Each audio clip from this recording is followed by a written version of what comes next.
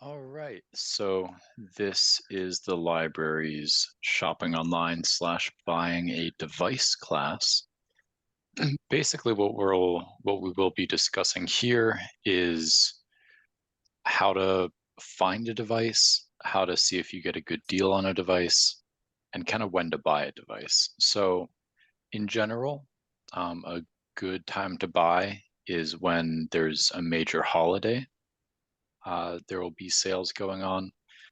So this will include things like Labor Day or around Christmas, any of the Amazon Prime days, all of the other kind of businesses have jumped on that bandwagon as well. And then, of course, the day that's coming up is Black Friday, which is generally a good time as well to buy a device or a thing. Um, Before we continue, just letting everyone know buying things online has risks. One of the ways you can kind of mitigate that is if you don't recognize the store, the online store that you're buying something from, um, double check. Things like Amazon or Best Buy or Macy's or Costco, businesses that you have heard of before, those are generally the safer options online than TZ Tech. You know, if you've heard of it before, if it's a fairly big company, that's generally a sign that it's more reputable.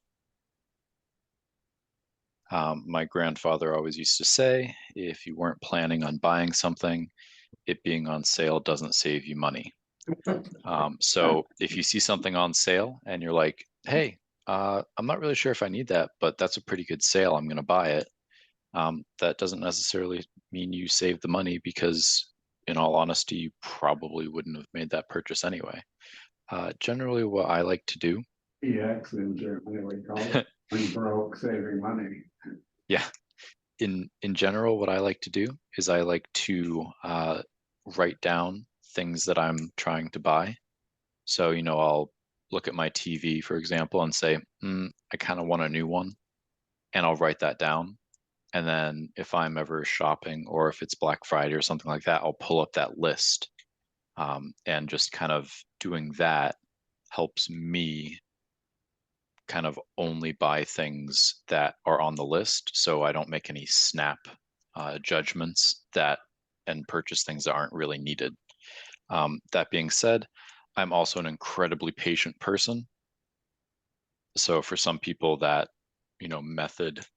methodology does not work. The next thing I'd like to discuss when you're looking at buying something is checking out deal aggregators or price checkers. So examples of these would be slickdeals.net. That's probably the easiest one to get into. And at the end of this, we'll go over how to look at Slick Deals and how to kind of read it. Another option is going with Reddit. So you can find Reddit communities on basically anything. I have two listed. One of them, the first one, is called Buy It for Life. This is a community where they essentially recommend goods that are buy it for life quality, which generally means that they will last longer than a comparable product. And the second one is Frugal Male Fashion. This one is more for men's clothing. So if there's a store that is having a sale on men's clothing, it will get posted there. And that way you kind of don't have to check around to see if something's on sale. You just go to one of these sites and you're able to see if there are deals going on. Um, by no means are these the only two communities. There are ones for, you know, frugal women's fashion. Uh, there's some for laptops. There's some for cell phones. It's anything you can imagine, there will be a community for it. Going down the side, we see Camel, Camel, Camel. This is kind of an oldie but goodie. Essentially, what you do is you go on Amazon, you copy the product link from Amazon, you put it in Camel, Camel, Camel, and it will show you the historical price of that item. So you can see that, 2 months ago it was actually cheaper. and then you could potentially wait for it to go on sale again. The next one is Honey. This is the one I use most frequently. It's just a browser extension, and what it does is it will take a product that you're currently looking at and display some information about it. So it will say, just very bluntly, if it's a good deal or not. It will tell you if a different site has this item for cheaper, and it will also tell you what the last 30 days price of this item is. So you can tell if the price has gone up or down. Getting more involved with Honey, some of the things you can do is you can also check its price history for up to 120 days just to see what the price has done a couple months ago. And the feature I like about it is you can look at an item and you can tell Honey, you can say, hey, when this product has reduced its price by 10%, please send me an email and let me know. And then Honey will monitor that price and it will tell you whenever an item goes on sale. Next up on the list is Fake Spot. Basically, what this is designed to do is it's supposed to be able to tell you if reviews for a product are fake or they're real. So sometimes you'll see a brand that you've never heard of it before, and the reviews look very, very good. It has 100 reviews and it's at a 4.9 star out of 5. And you can put that in Fake Spot, and Fake Spot will say, 90% of these reviews are fake. So then you can kind of assume that the product may or may not be good, but regardless, they bought or created reviews to make you think that the product was good, and then you may decide to buy it from somewhere else or buy a different product. On the right-hand side, we have Mac Rumors. This is specifically for people who like Mac computers and products. They have one page which is linked, which is their up-to-date deals on Mac products. In general, in my experience, the best deals for Mac products generally come from Best Buy. They're the most consistent deals, where if you say that you're an educator and they obviously don't check that well, if you say you're an educator, you'll get $100 or $150 off of a Mac laptop. Of course, I'm not saying anyone to do that, but if you happen to say that you're an educator, you may or may not get money off of something like a Mac. And the last one on here is Wirecutter. So the thing I like about Wirecutter is it's a fairly good review site. So you could take a very simple thing, like say you're looking for a new hair dryer. You can put into Google best hair dryer Wirecutter, and then you will find a Wirecutter review where they've tested 20 hair dryers, and they'll give you the top pick, the budget pick, and generally they'll have some other pick like interesting pick or most innovative pick. And then you'll only have 3 to choose from, versus if you look on Amazon for a hair dryer and you will see 1,000 options and you have no idea what to do. Wirecutter will kind of narrow it down if you don't already have an item and specifically the model of item that you want to buy. Payment options, we'll kind of glance over this, but in general, whenever you go to pay at a major site, you'll notice that in the top left corner of your browser in the address bar, there will be a little shield icon. It'll depend on what browser you are, but there will be a little shield icon, or it will say, hey, this page isn't secure. You just want to make sure the page is secure. The next thing is PayPal. When there's an option to, I generally like paying with PayPal. There are some credit cards that offer a service similar to this, but if you don't have one of those credit cards, I don't. You can use PayPal instead. And essentially what happens is PayPal will look at the page that's of your cart, and your cart will say that you're going to pay $154.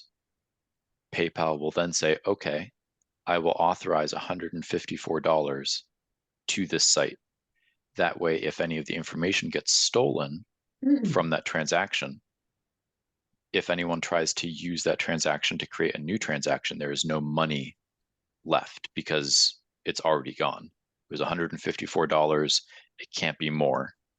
So you're kind of safe in that way. In general, you have a similar amount of freedom with a credit card as long as you check your statements because you're able to dispute a charge if you use a credit card. You are not able to dispute a card if you use a debit card. Not really. So credit card is safer, but if possible, use something like PayPal. Makes it just a teensy weensy bit safer if you're shopping online. So there are a couple of different types of stores. So first we'll go over online only. Amazon. We're going to ignore that Amazon has, drop locations and Amazon has Whole Foods. So Amazon, it's online only. The benefits are you can get things like Prime membership, which give you access to additional things like Prime Photos or Prime Video, or faster shipping times whenever you buy something. Amazon also allows you to look at products and reviews on those products. If you are purchasing from Amazon, I'll show you this if anyone asks, but on the right-hand side, you can see if a product is being shipped from Amazon or if it's being shipped via a third party. And you can do a subscription with the Prime membership, but you can also do subscriptions on products. So if you know that you buy um, paper towels once a month and you buy 6 rolls every month, you can put that on a subscription so that you don't run out. It'll just automatically send you 6 new rolls of paper towels every month, and it will oftentimes give you a 5 to 15% discount because you're buying it every month. The negatives with Amazon are that you can't physically go to a location and touch the product before you buy it. If you buy something and you don't like it, you would then have to ship it back, which can be a pain. eBay, kind of similar, a little more janky. With eBay, you really want to make sure the product matches the description. You generally do this by looking down in the description and just looking for, the SKU, the SKU of the product, or the product item number, something like that. With eBay, the other thing you want to make sure you look at are the person who you're buying it from on eBay. You want to just look at their name and see what their star rating is. You can also click on an eBay seller's name and see any reviews of the seller. The next thing with eBay is delivery time. Sometimes you'll see an item on eBay and you'll purchase it, but you won't realize that it has a 1 month delivery time. Whereas everyone's kind of used to Amazon right now, which is, 2 days generally. eBay's delivery time can vary wildly. So just make sure to look at that before making a purchase.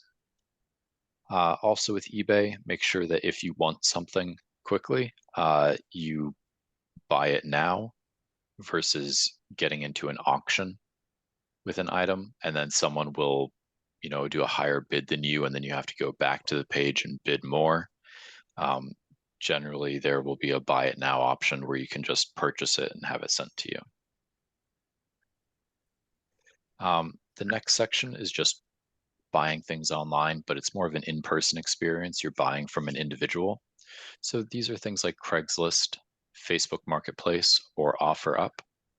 What these locations allow you to do is they allow you to sell items on it, and they also allow you to search through people's listings and buy items.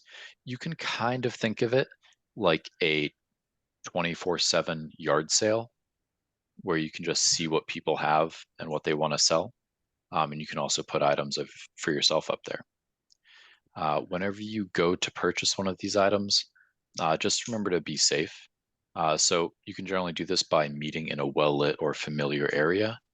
I'm not sure if the Peterborough Police does it, but I know various police departments will slightly encourage people to do the transaction at the police department. You essentially just park in the parking lot and you give them money, they give you the item, and if anything goes wrong, um, I generally feel like you're not going to have that much of an issue with someone trying to scam you if you're outside of a police department. Uh, the other thing is, you can always check other prices.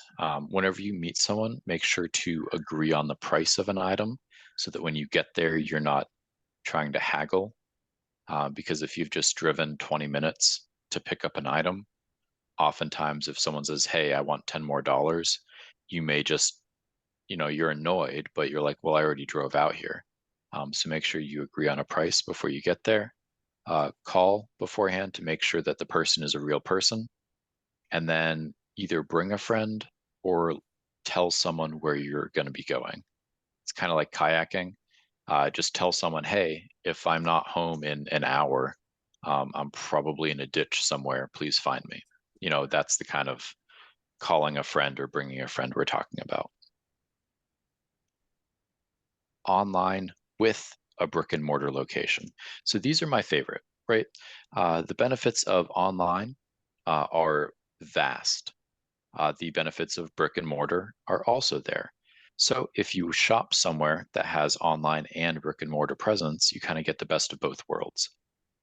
The best thing for it, and I generally use Best Buy as an example, is if you buy something from Best Buy and you need to warranty it or return it, you don't have to deal with getting a shipping label, making sure you have a box that it fits, blah, blah, blah, taking it to a shipping center. You just kind of don't think about it and you can just take the item to Best Buy and get the issue resolved. That's generally my standpoint of why brick and mortar is very nice. It's also a large chain generally, so you can go to any of the chain's locations and kind of get the problem resolved. I find it very convenient. Examples of this would be like Best Buy, Costco, Macy's, Apple. There are a ton, right? Even Walmart. There are also some new ways of shopping. They're not too new anymore, but we'll quickly go over them. One of them is group buying. So if you've ever seen on a website that it says something to the effect of, if you buy 10 or more, the price goes down by 3%. And you're like, well, that's kind of cool, but I don't want 10. What group buying essentially allows you to do is you go in with a bunch of random people to buy a large quantity of items, and you're only buying one of them, but that gets the price to go down. The benefits are you're generally getting a product for cheaper. The negatives are that you aren't going to get it in that 2-day Amazon shipping kind of situation because people sign up to buy it, the items then get bought, the items then need to be distributed to the various people. So it's a process and it can take some time. Subscription. These are things where, admittedly, this is what I use them for, is I don't really know what to buy my dad anymore, right? He's old. Um, he's still probably more athletic than I am, so he's not that old. And I've kind of run out of things to get him. So I'll just say, okay, well, I'm just going to get a unique gift from a subscription place because they have different gifts or different things every month, and you get it, and it's different, it's unique, it's fun, it's not something you would have normally thought of. So you can do that sort of thing, which is what Bespoke Post is good for. Things like Stitch Fix, and there are a lot of them that do the similar thing, but Stitch Fix is for men or women who don't really have a sense of style, like myself, or they just don't want to go out to a store all the time and try things on in order to make a purchase. And you basically put in, your sizes, you put in what sort of things you like, and then Stitch Fix will just send you, 5 items of clothing a month. And the items of clothing that you don't like, you just put in the return envelope and send it back, and you keep the items you do like. And it kind of exposes you to different clothing or different styles than you would normally get. There's Dollar Shave Company. That one's pretty self-explanatory. They will send you razors. Blue Apron. This is the example of the subscription kind of food box, where instead of buying all the ingredient, going to your grocery store, buying all of the ingredients, realizing that you forgot mustard, or you actually bought mustard and you didn't buy mustard seeds, because that distinction is vitally important for some reason for this meal. Blue Apron will just send you a box, and it will have all the ingredients you need to make a quantity of meal that you ask for. And it's very straightforward. You make the meal, you're happy, and you don't have like all that leftover waste. Because I don't know if anyone is like me, but whenever I buy lettuce or cauliflower or anything, I look at the 1 pack of lettuce and it says this thing is $3. I look at the 3 pack of lettuce and it says this thing is $4. So I immediately buy the 3 pack of lettuce, and then 2 of them die because I don't get to them soon enough. Um, anyway, that might just be me. No, FabFitFun. it isn't. FabFitFun is exercise stuff. It's a subscription. This is also for people who like to get things, which I am. I'm American, so I like to get things. So you basically buy these, and then things will show up. And if you don't like it, you generally send it back. It can be fun. It's also decent, as I said before, a decent gift idea. Pre-group buying / wholesale. So essentially what these are is, in a traditional consumer product relationship, a company will make the product. A company will then send the product to Best Buy. Best Buy will then sell the product to you. So the company makes money, Best Buy makes money, and you lose money. In pre-group buying or wholesale, what this basically means is you buy direct from the manufacturer up front, and then the manufacturer will generally make the item and send it to you. So the benefits of this are you essentially cut out the middleman. I sound like an ad right now. You cut out the middleman, so it's a little bit cheaper. The negatives are that the item is not going to get to you for quite a while, because it takes time to make things and ship them versus having them in stock and you just buying them. Good examples of this. I'm going to mispronounce it, but Beckett Simone, that's for shoes. Gustin is for clothing, and Kickstarter is for everything. Occasionally I will get asked, should I buy an expensive item or should I buy the cheap version of that item? That is affectionately known as the Harbor Freight method. So, for example, not real numbers, you can buy a tool set from Harbor Freight for $50. You can buy a similar tool set from a different manufacturer at Home Depot for $100. The theory is that by buying the $50 tool set, you'll use it. And if an item in that tool set breaks, then you should buy a higher quality item, or a higher quality version of that item, because you use it enough to break it. So these are for things that you may not use all the time, and once it breaks, you can go get a new one. So I generally don't like this for things like TVs. I generally don't like this for things that will catch on fire, like hair dryers. But for a lot of other items like pliers, I don't see a reason to buy a $50, pair of pliers when I probably am not going to use it enough to justify that. I'll just get a $10 pair of pliers. But wait, there's more. Apart from this class, if you have a specific question, you can always email Mary. Specifically, this is an example for like if you're asking for a computer, and this is kind of a layout of what information you should give in order for me to help you make an informed decision.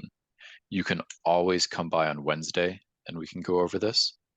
One of the things to note is the response time on this is not going to be the best. Occasionally there will be a sale or something you see, and by the time you send the email to me, or you send the email to Mary, Mary sends it to me, I read it, I look at it, and I send it back to Mary, and she sends it back to you. Sometimes the deal will be gone. So just be aware of that. My general recommendation for laptops is, for replacing a laptop, is once you buy the laptop, it is going to be good for 3 to 7 years. If the laptop is totally awesome and crushing it at 8 years, that's perfectly fine. This is just, a generalized guideline. As for pricing, or as for specifications, I kind of have that in the top section here. If you're looking for a laptop, you're generally looking for an i5 or an i7. You generally want the newer or the newest generation of Intel chips. Currently, that's 14th. Again, though, that came out in October. So you may see a lot of 13th gen out there. That doesn't mean they're bad. It just means they haven't put a new product out in the last month, like single month. AMD is a good option. Their naming convention isn't as simple, so it's harder to recommend them for like a quick glance like this. Generally, for a laptop, you will also want 8 to 16 gigabytes of RAM. You will want a 512 gigabyte SSD, and those are fairly standard at this point. If my laptop died today, if I wanted a Chromebook, I would be looking to spend $200 to $500. If I wanted a Windows laptop, I would be looking to spend $700 to $1,000. And if I was looking to buy a Mac laptop, I would be looking to spend $1,000 to $1,500. These are more generalized rules, and also these numbers kind of fit in with the 3 to 7 years. So if you buy a laptop that is $3,000, it better last more than 7 years, kind of thing. If you buy a Windows laptop that is $300, it may not last till year 7. So I find this pricing to be like a fairly good, reliable, middle of the road price for these items. I will generally recommend Lenovo, Dell, or HP Windows laptops, or Apple. If possible, buy the enterprise or business version of the laptop computer. This is because in general, the business or enterprise version, it may not be as sexy as the consumer version, but it is generally made with a little bit better parts, longevity wise. So like the hinge on the laptop will be slightly better, kind of thing. And there will be sales on all of this around Black Friday. Chromebook, very similar to a laptop. It's basically for those of you who will spend most of your time online with what you need to do. So most of what you do with a computer is in a web browser. Chromebooks are a great choice. They are cheaper. The baseline of them being secure is slightly higher than Windows. And they don't really slow down as much because of all of what they're doing is viewing a browser window. That really doesn't take more processing power as the years go on. So they'll generally stay fairly fast if you get a good one. I did check today. I have a link to the Chromebook I would buy if I was buying one today. I would expect this one to last at least 7 years for me, and it's only $322. Your experiences may vary, but if you're looking for a laptop and you're like, I want to spend less than $400, I would generally recommend a Chromebook, and this one would be a pretty good option. But you can always ask me, if you have a specific use case or something.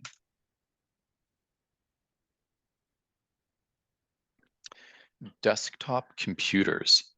Once again, i7 or i5, 13th gen or higher. AMD, once again, is a good option, but their naming convention isn't as simple, which is unfortunate. I do prefer AMD for desktops over Intel. And once again, you're looking at 8 to 16 gigabytes of RAM or a 512 gigabyte SSD. The reason why you would buy a desktop over a laptop is one, they will last for longer.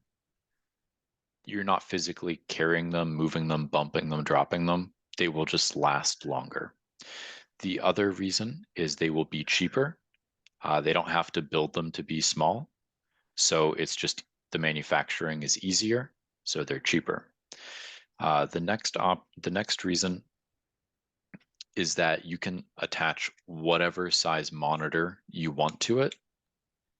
So you can have a 24-inch monitor, you can have a 30-inch monitor. You can have a very large monitor if you have trouble with a smaller screen, which I find very nice. With the laptop, you can also use an external display, but it's less intuitive. The negatives with a desktop, of course, are that you're not really moving it around. So if you generally work at your kitchen table and then you like to go outside and use your laptop and then you like to sit on the couch and use your laptop, then obviously a desktop is not the best choice.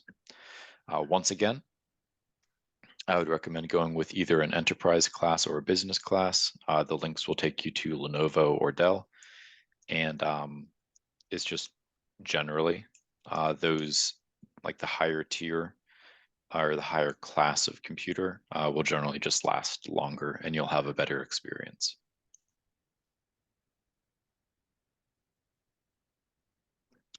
This page just has more links. TVs seem to be pretty popular, so I have two TVs listed, one slightly more expensive, one slightly cheaper. And we can go over those if anyone wants. Laptops, I just have a link to the business class page for the laptops. Same with the desktops. Yeah, this page is essentially just links, and Mary will send you these slides. So don't worry about writing anything down. And we can also click on these links and go over stuff if you desire in the question portion. Oftentimes we get asked about phones. The unfortunate answer for me is the top of the line phones are generally around $1,000. You're talking 750 to 1,000 plus. And for the best experience, you generally want to spend for the higher tier of phones. You generally don't have compromises. And in my personal experience, one of the things I do most with my phone, besides using it as a phone, is I use it as a camera. So I generally just buy whichever phone has the best camera at the time. If you get a cheaper phone, occasionally it will be slow. If you buy a cheaper phone, you generally won't get security updates, which are a pretty big thing. The build quality won't be as great. The battery life may not be as long. You may not be able to install as many apps. You may not be able to have as many photos on the device. It goes on and on. But if you're looking for a cheaper phone, I would generally go with the Pixel A series line. Those are kind of a mid-range Android phone. And for Apple, you generally don't really have that option anymore. With Apple, you're generally looking at spending about $800. But if you're with Verizon or AT&T or any of the big providers, oftentimes they will gladly subsidize a phone to you in order to lock you into using their services for 3 more years.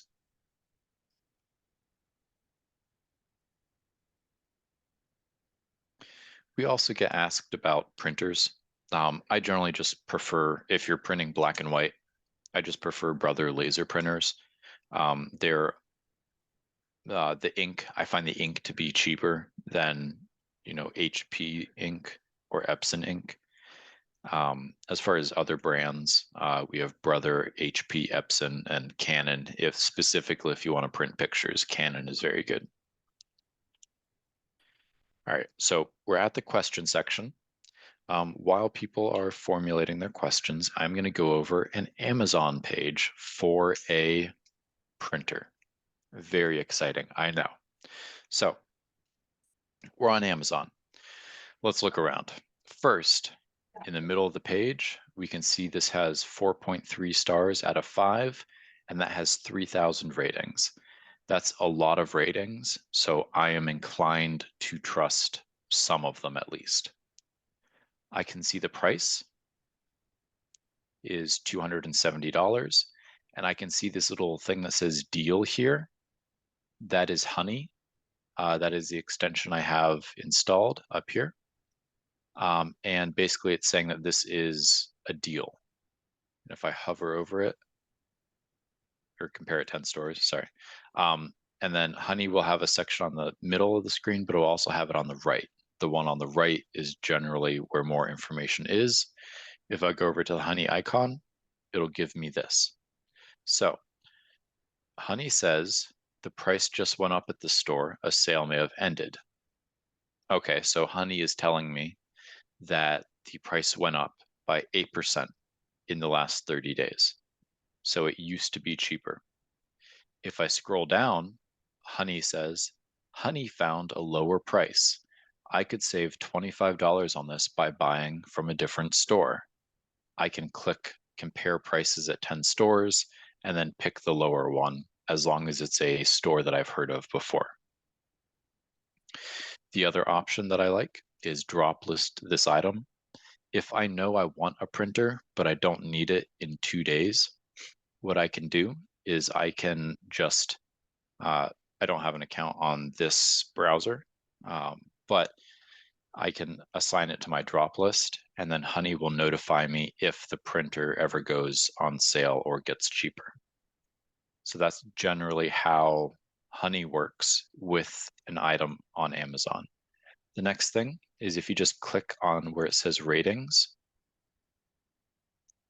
it will take you to where people have rated or reviewed the product.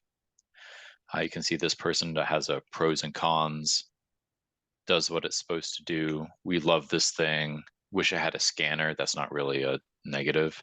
Works great. Love the product. Blah, blah, blah. You can kind of see that in general, people like it. You can also click on the images, and then it will show you reviews that have images associated with them in case you want to see what it looks like or what it can do. Loved wireless setup, 3 stars with a cat. It crinkles an envelope when you put it through. That might be useful to know. But that's kind of how you look at an Amazon page.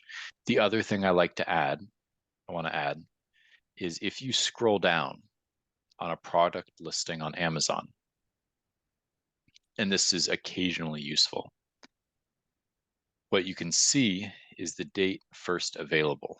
In this case, November 29th, 2018. So what this means to me is this product is 5 years old. For printers, I don't really think it matters. But if you're looking for a product like a TV, that generally every year they get better, buying a highly rated 5-year-old TV, you're probably going to have a similar experience to buying a cheap TV that was made this year kind of thing. So you can always look and see how old the product is that you're going to be purchasing. The next thing is we'll just quickly go over Slick Deals. It's slickdeals.net, not slickdeals.com. And when you look at Slick Deals, you will encounter a page like this. This is kind of fun to look through, right? But for example, I do care about that. I probably don't care about the Ricola throat balm, the Columbia Men's Pike Lake 2 jacket. I'm not looking for a jacket.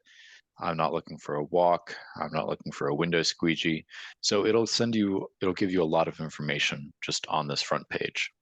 Where it becomes powerful is if you use the search function. So today I will be looking for a Chromebook. So in the search, I will type Chromebook.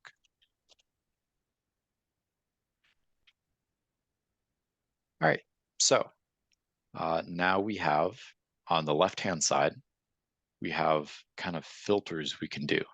So we can say we only want to see things that were front page deals, which means they were really popular. We only want popular deals. We only want 5+ thumbs, which means that people have physically clicked on the button and said, yes, I think this is a good buy. We can sort by price, categories, stores. So this is where it's available. So, if I only wanted to look at things that are available on Amazon, I could click this button and then it will redo it, and it will only give me options for things that are available on Amazon. You can also do brands. So it's kind of smart. So if you search for a lawnmower, it will give you an option to select different brands than if you search for a laptop computer.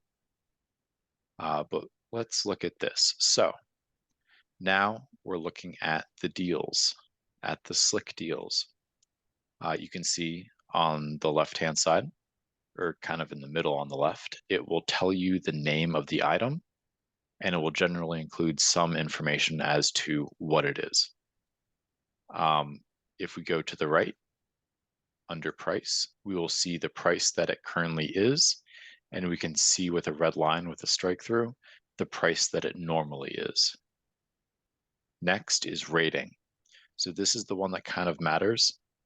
The higher this number, so right now this is 49, that means 49 people were like, yes, this is good.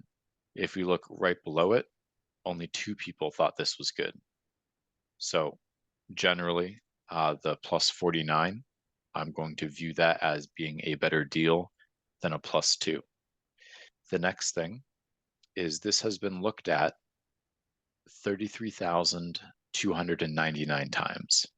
So that means a lot of people have looked at this. So that means a lot of people are interested in it. Right below that, it says 100 comments. And this is where I really like slick deals. That means 100 people have typed up something related to this computer.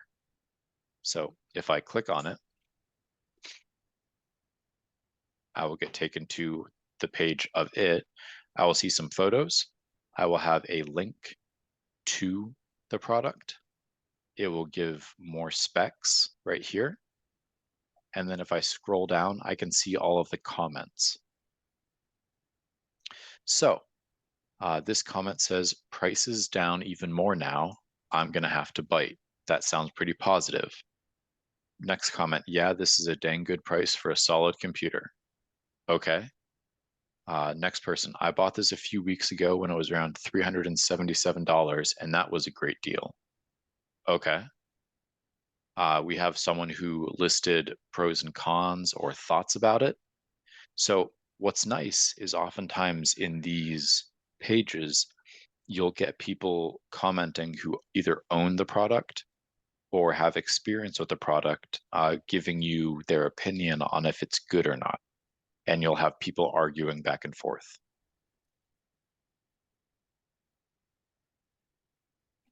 This just kind of lets you get more opinions on if something is good or not, especially if you don't go into it with knowing exactly what you want to purchase. So in this case, I came into this wanting a Chromebook. It does not bother me that it's an Acer, for example. If you had particular brand loyalty, you could use one of the filter options over here on the left-hand side to select a brand that you like.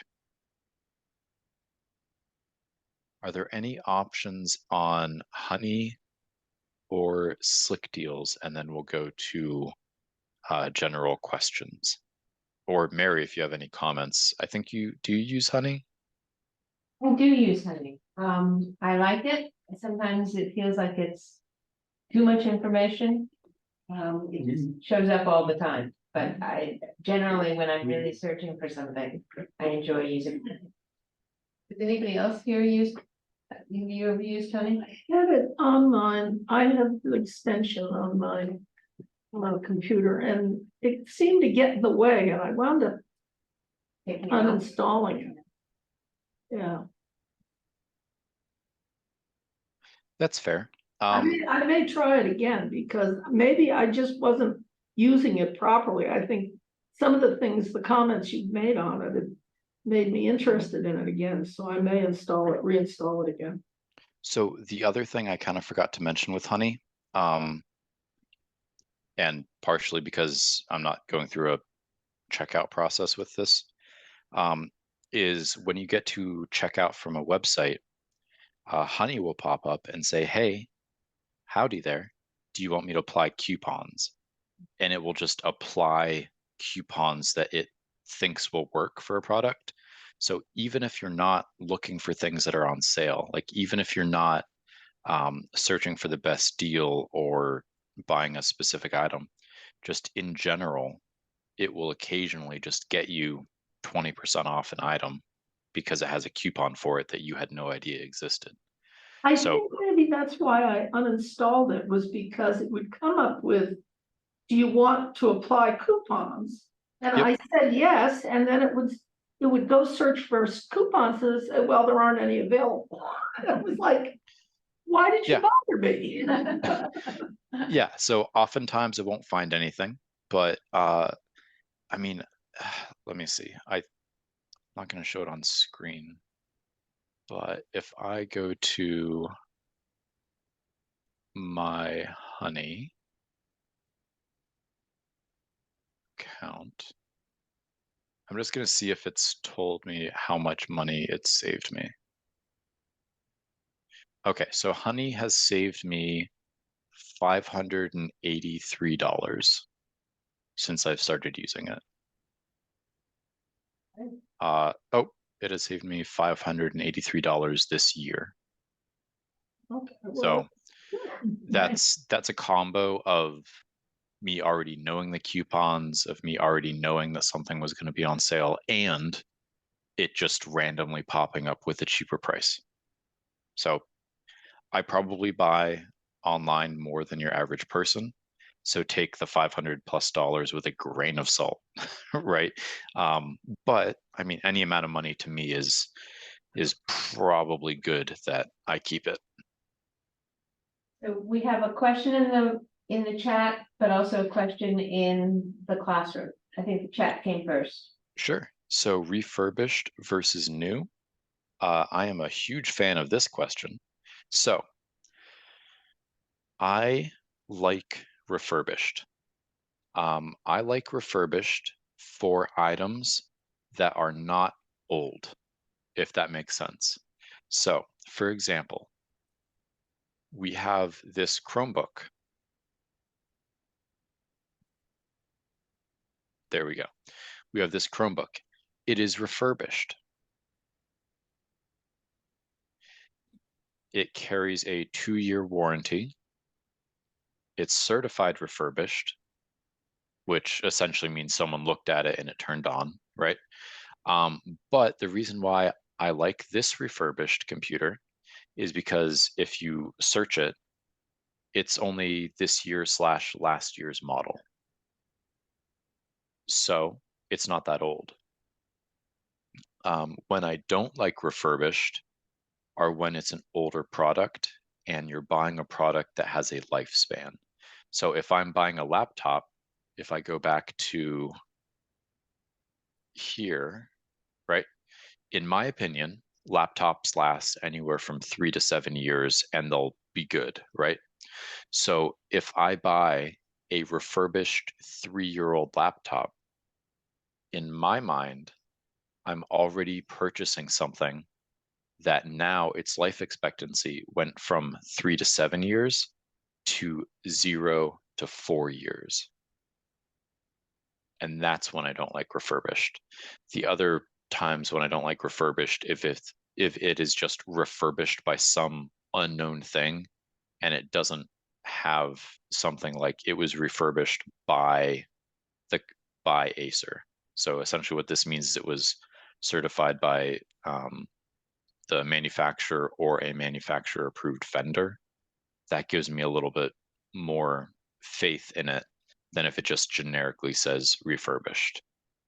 And also just the fact that it has a 2-year warranty. I don't know what the warranty is like. I don't know if it's easy to use, but that it has it is a good sign. I hope that kind of answered or at least showed you my opinion on refurbished versus new. In general, new is always better, right?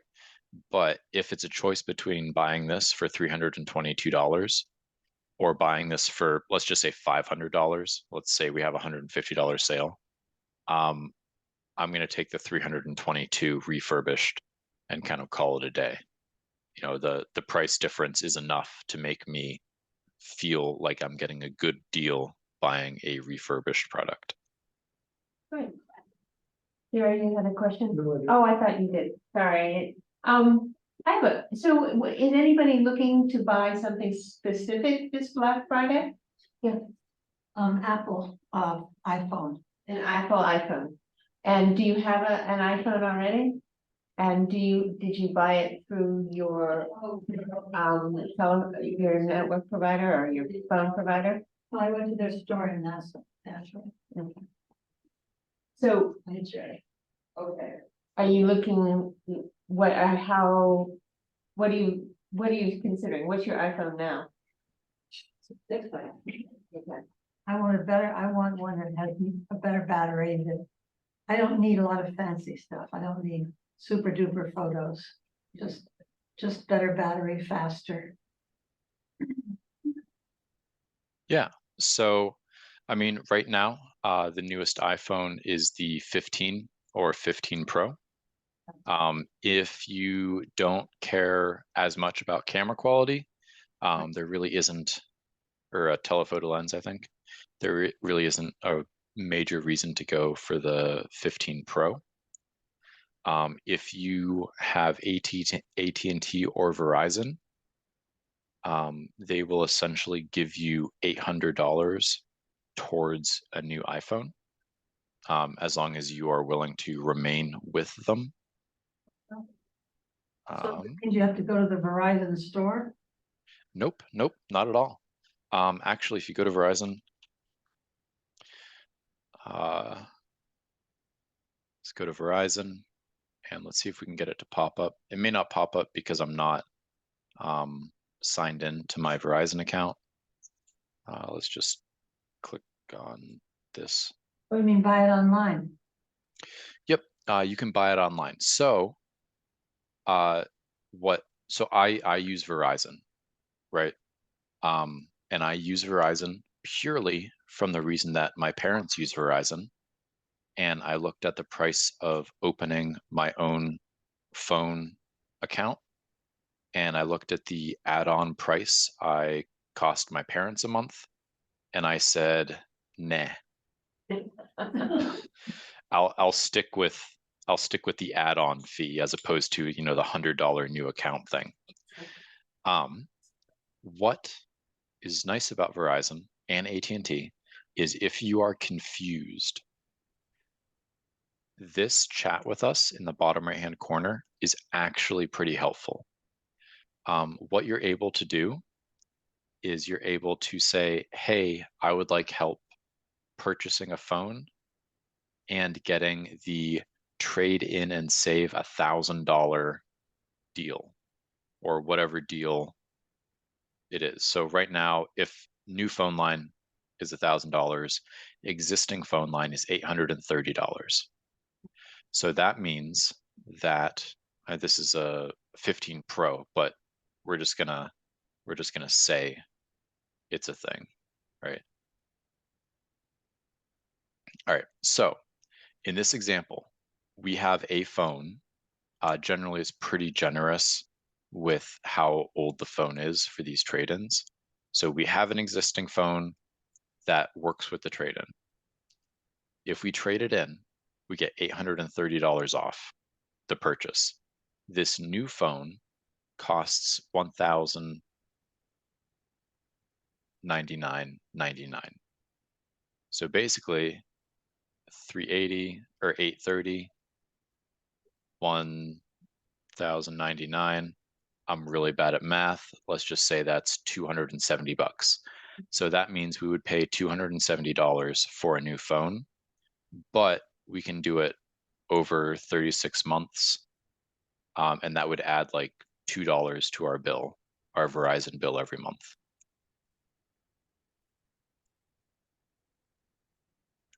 But if we go to Apple, if you go to iPhone 15, this is where it kind of makes more sense if we don't want to spend any money. Yeah, let's go with pink. Let's go with 256 because we're fun. Existing, upgrading existing line. We see that this phone is $930. We see that trading in a phone is $830. That means it's $100 to get the new iPhone 15. Oh. And once again, you can have it do the monthly payments and it just gets added to your already existing bill. And the 36-month term on that is also the amount of time that you are locked into the contract if you accept the $830 trade-in value. Can I just ask another related question? I buy my phones outright. I don't buy them with a contract plan. And I get a good rate with Verizon. Sure. Very low rate. So, can I still do this kind of thing with not having a contract? Generally, no. Yeah. Generally, the trade-in values would be accurate then. So, do you happen to know what phone you're currently using? That was an iPhone 6. It's a 6. Oh, okay. So we'll Hmm? just check this really quick. I'll go check it. I can kind of already tell you what the offer is going to be, but we will go through the process. Oh, I think I may need to. I hope I don't need to sign in. Site says iPhone 122. Whatever that is. I think that's just the storage space you have on it. Model iPhone 7, sorry. iPhone 7. Okay. Model So number. we're going to click on iPhone 7. It is a Verizon phone. Back in the day, this did matter what model it or what carrier it was, because these were carrier locked. Get an offer. It powers on. It's beautiful. No cracks. It is flawless. $29. Wow. So kind of that's how the companies, get their hooks in you. Is they offer you the $800 trade-in when your phone's only worth $30 on the open market. And then they use that to make sure you stay a customer for 3 more years. Occasionally, I honestly haven't seen it this year, but occasionally Best Buy will have something to the effect of, and I'll see if they have it right now.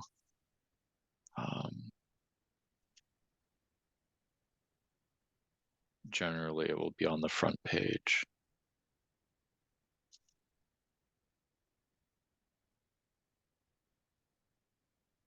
All right, I'm not seeing it. Generally, if Best Buy has this deal for like a phone trade-in, it will be something to the effect of bring in a phone that turns on and get $150 off your new phone if you want to buy it outright. Occasionally, very rarely, and I took advantage of it the last time I saw it, Best Buy will have a deal to the effect of bring in any working smartphone and get $400 off. My phone at the time was worth $100. I thought that was good. I traded it to Best Buy. They didn't even care about it. and they gave me $400 off my next phone. But that's kind of what you're looking at for like a trade-in deal that doesn't involve you signing on to a service for 3 more years. Would be Best Buy. All right, Tim, Thank you. thank you so very, very much. Oh, we have one more question. First a comment, I think we overlooked the fact that if you're trading your phone with AT&T, Verizon and so on, you have to commit to one of their higher priced plans that you may or may not use. So it may not necessarily save you money if you are now paying $50 a month and you move into a higher price plan than you're paying $100+ a month to get the extra phone. But my question was going to be, does he have any advice about replacing an iPad? Yeah, so the comment first, that's completely fair. Generally, their trade-in deals that are very attractive are only with their unlimited plans. And generally, the best way to get the unlimited plan is if you are part of a family plan. So, for example, Verizon has an unlimited plan that's like $100 a month, right? So that's pretty big if you're one phone, but it's $100 a month, and then it's $15, I think, for each additional phone number. So if you have 3 members in your family plan, it becomes a more attractive offer. So yes, if you're not on a family plan, definitely look at the plan that you're on to see if it qualifies before you try and do any of the trade-in stuff. The next thing is iPads. We have this link, which is also where I would go to check for the Best Buy one. So this is also where I find the Best Buy trade-in things, is if you go to Mac Rumors, round up best Apple deals. These are the best deals on Apple products and accessories. This is last updated on November 7th. What a coinky dink, it's November 7th. They do update this if there is any change. And it'll say deal overview, and there will be a lot to scroll through, right? It's a lot of information, but you basically pick the thing you care about, right? So we care about, let's just go with, do you care iPad Pro, Air, or iPad? You care which kind of iPad? The basic iPad. The basic. Okay, we're going with iPad. So iPad, it was last updated October 2022 with the A14 Bionic chip. So it kind of tells you if it's new or not. It says the starting price is $449, but yet to see any discounts on it since it's brand new. Until we see steep discounts, we'll continue to track deals. So basically it's saying we don't really have that many deals. And then it will show you the locations where you can buy it up at the top.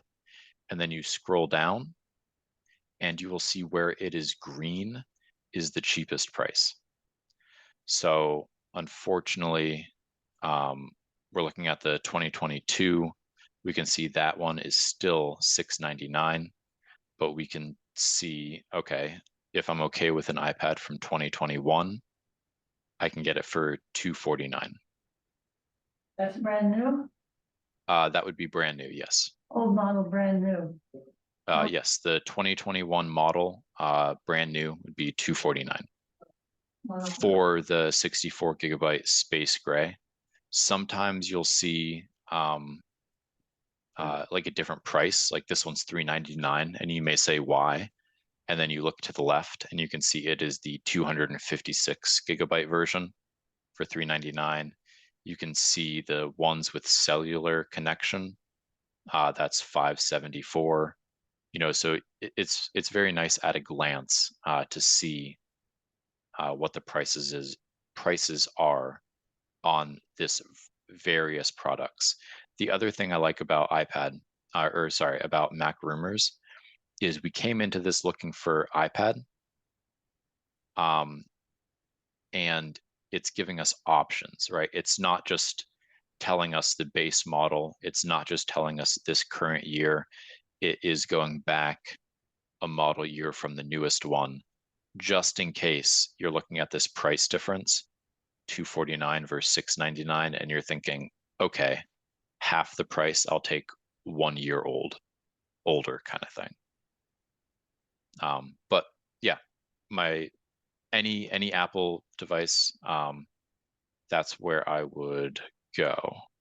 So I'm gonna quick find maybe in a different, yeah, I think they have iPhones in a completely different section because that's pretty intense. But yeah, also just weekly deals. This, if you look here, these are things that are new, new deals that involve Apple. So they may not be an Apple product. For example, this on November 6th, they added the Anchor Black Friday early access sale for USB-C accessories or MagSafe chargers. The USB-C is only for the newest iPhone or iPad. But yeah, so this is where you can find things that are related to Apple products as well. That's a website, macrumors.com. Right, and it will be, I'm gonna Yep. send out the slides, there'll be a link to it in the slides, so you'll be able to go right to it. So it's at macrumors.com. What you'll do is if you just go directly there, you'll go to roundups, and then you can select the specific item you're looking for, or you can just go to Apple Deals, which is the generic page that I was on. Or if you're looking for just Black Friday stuff, you can click on their Black Friday page, which will be very tight comparatively. These are just the sales that are on for Black Friday from each individual store. So you'll see they'll have Target, what's on sale at Best Buy, Walmart. I guess Hyper is a manufacturer, Anchor. Yeah. But Apple products, Mac Rumors. Well, thank you, Tim. This was a very informative. I'm not sure I'm gonna buy anything anymore. That's the spirit. It's exhausting. Anyway, yeah, so everyone, if you, I will send this out. Let me just stop the recording. If you have questions, feel free to email me and I'll forward them to Tim. And he's here tomorrow for tech drop-in. And our Yep. next class is next month, the tech year in review. So thank you everyone for joining us.